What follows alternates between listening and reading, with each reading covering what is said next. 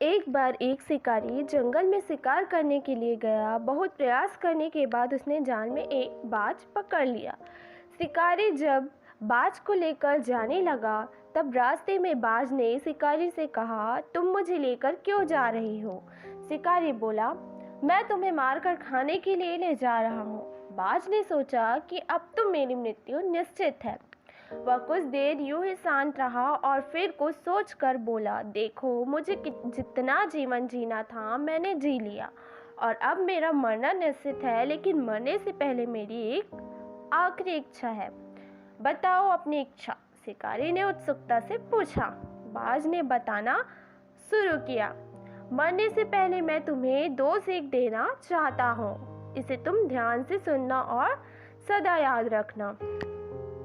पहली सीख तो यह कि किसी की बातों का बिना प्रमाण, बिना सोचे समझे विश्वास मत करना। और दूसरी कि यदि तुम्हारे साथ कुछ बुरा हो या तुम्हारे हाथ से कुछ छूट जाए तो उसके लिए कभी दुखी मत होना। शिकारी ने बाज की बात सुनी और अपने रास्ते आगे बढ़ने लगा। कुछ समय बाद बाज ने शिकारी से कहा, शिकारी, एक बात बताओ, अगर मैं तुम्हें कुछ ऐसा दे दूं जिससे तुम रातों रात अमीर बन जाओ तो क्या तुम मुझे आज़ाद कर दोगे?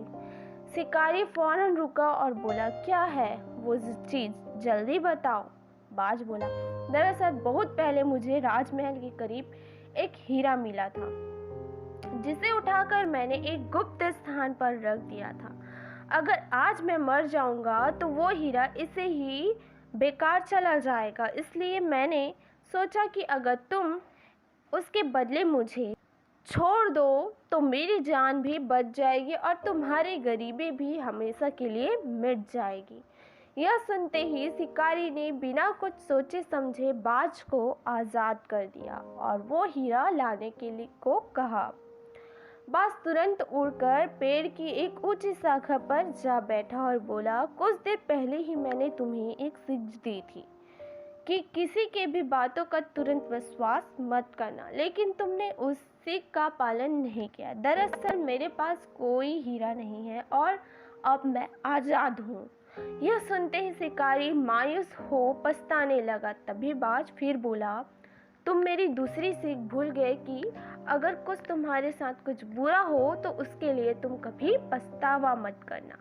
बच्चों, इस कहानी से यह सीख मिलती है कि हमें किसी अनजान व्यक्ति पर आसानी से विश्वास नहीं करनी चाहिए और किसी प्रकार का नुकसान होने या असफलता मिलने पर दुखी नहीं होना चाहिए, बल्कि उस बात से सीख लेकर भविष्य में सतर्क रहना चाहिए।